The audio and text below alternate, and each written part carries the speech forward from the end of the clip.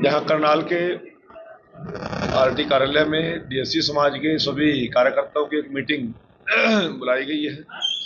24 तारीख को जींद के अंदर जो आरक्षण में वर्गीकरण, मुख्यमंत्री जी ने एक बहुत बड़ी पहल, जो वर्षों वर्षों से शोषित, पीड़ित, वंचित, दबे कुचले लोगों की मांग थी।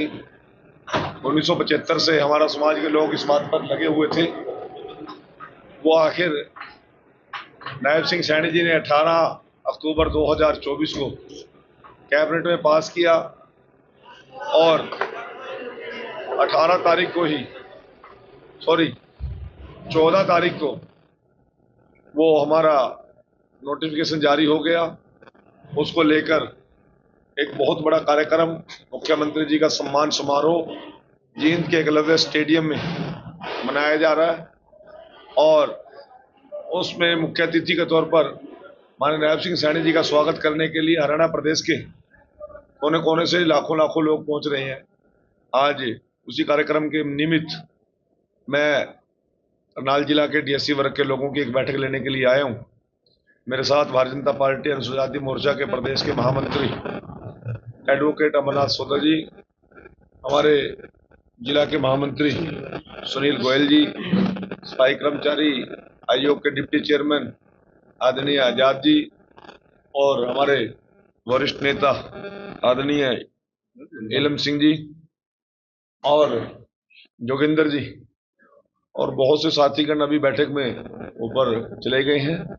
मैं आपके माध्यम से सभी से अपील करता हूं कि 24 तारीख को ज्यादा से ज्यादा ही नहीं, सभी लोग परिवार सहित इस कार्यक्रम में शरीक होकर माननीय मुख्यमंत्री नायब सिंह सैनी जी का अभिनंदन और स्वागत करेंगे।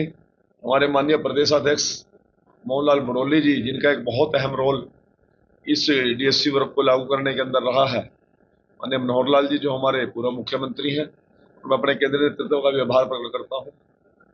और इस कार्यक्रम में हमारे हरियाणा सरकार के सभी मंत्रीगण, सभी सांसदगण, सभी राज्यसभा सांसदगण और हमारे माननीय सभी विधायक भी पहुंच रहे हैं।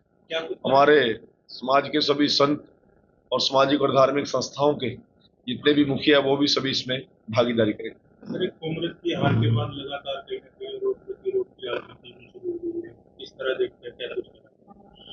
देखिए, अब कांग्रेस तो बड़े गलतफहमी में जी रही थी। एक नारा देते थे कि लोकसभा में हाफ और विधानसभा में साफ। अब वो कह तो मारे को रहे थे, परंतु पड़ेगी उधर। ठीक है ना। अब जिस प्रकार का कांग्रेस का चाल चलन चरित्र है, उस प्रकार की वो देश और प्रदेश के बारे में सोच रखते हैं।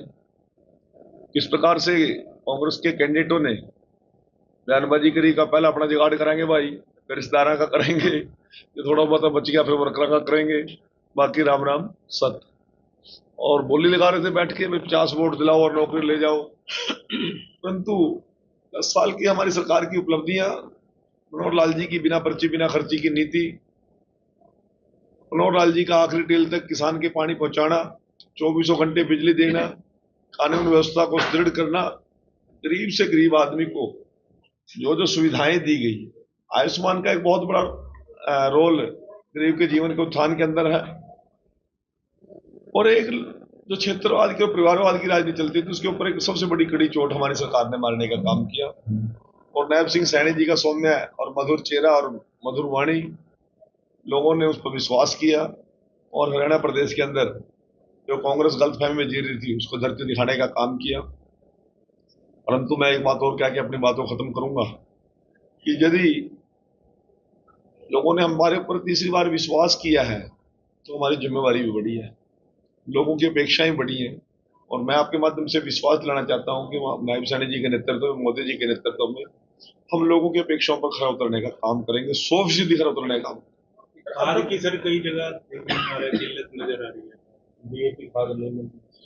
देखिए, बड़े विस्तार पूर्वक नायब सिंह सैनी जी ने विधानसभा के अंदर एक एक पॉइंट बता दिया, सभी अखबारों में छप गया, सोशल मीडिया पे चल गया, प्रिंट मीडिया में आ गया, इलेक्ट्रॉनिक मीडिया में आ गया।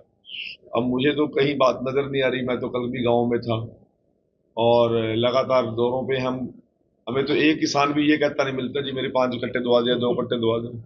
मैंने कल एक जनसभा के अंदर पब्लिकली बोला, मैं बताइए, और मैंने कहा यदि गांव में कितने एकड़ जमीन बिजाई होनी है और कितनी आपको जरूरत है, मैं कहा शाम को 6 बजे तक मेरे को लिख के दे दो कागज, और आपको रात तक मैं खाद उपलब्ध करा दूंगा।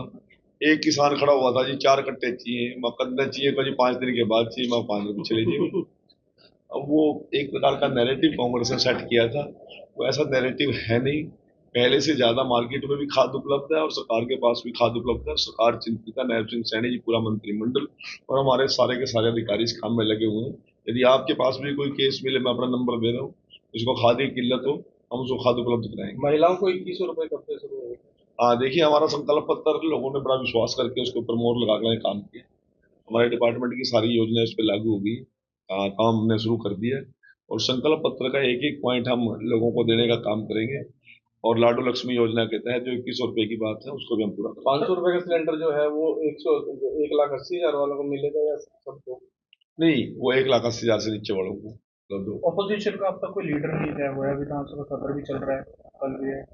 तो आपके जिले में कोई कांग्रेस ही है, उससे जाके पूछो हम क्या करें, दूसरी पार्टियों को बोलने में जाके। और मैं तो विधानसभा के अंदर भी कही थी बात ये, भाई तारा उड़ाना नहीं कोई सुनने वाला ऊपर, चलो बड़े मजाक में कह रहे हैं जी हमारी सरकार, हमारे लोग ना महाराष्ट्र में बिजी हैं, और महाराष्ट्र में 14 पार्टियां का गठबंधन कर दिया, इससे में सीट 60 भी नहीं आ रही, कांग्रेस के बिजी है। अरे बिजी कहाँ थे, 37 लोगों में से एक नेता चुनना, यही डिसाइड नहीं कर पा रहे। जितनी दुरुक्ति, जितना मुद्दा वहीन, लाचार, बेबस विपक्ष इसमें हमने देखा। 32 साल का मेरा पॉलिटिकल कैरियर होगा, इतना लाचार और बेबस तो विपक्ष हमने कभी भी नहीं देखा। और जिस प्रकार से उनको जुत्तों में खीर बट रही है, शायद मेरे को लगता नहीं कि आगे भी नहीं सुधरने के कोई लक्षण है, या कोई ये ठीक लाइन पकड़ लेंगे, मुझे नहीं लगता। जब विपक्ष कमजोर होता है तो ये डेमोक्रेसी के लिए सबसे बड़ा खतरनाक मामला। रोजगार मंत्री जी क्या सरकार कर रही है? जीत में इतना बड़ा मुख्यमंत्री जी के लिए धन्यवाद रहे, लेकिन समाज से क्या अपील करें? मैं तो एक लोगों से अपील करना चाहता हूँ, डीएससी समाज के लोगों से, आप लोगों को बहुत बड़ी तपस्या के बाद, 40-45 साल के संघर्ष के बाद ये डीएससी वर्ग को ये नायब सिंह सैनी जी ने बड़ा हौसला और हिम्मत करके देने का काम किया है। आप ज्यादा से ज्यादा संख्या में 24 तारीख को 11 बजे एकलव्य स्टेडियम सुविधा रोड जींद में पहुंचने का काम।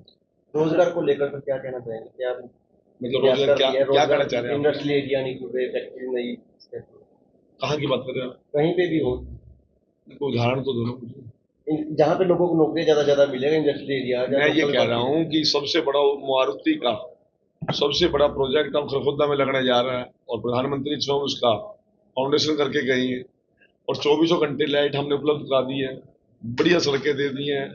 उद्योगपतियों को सबसे ज्यादा सुविधाएं देने वाला कोई प्रदेश है तो हरियाणा प्रदेश है।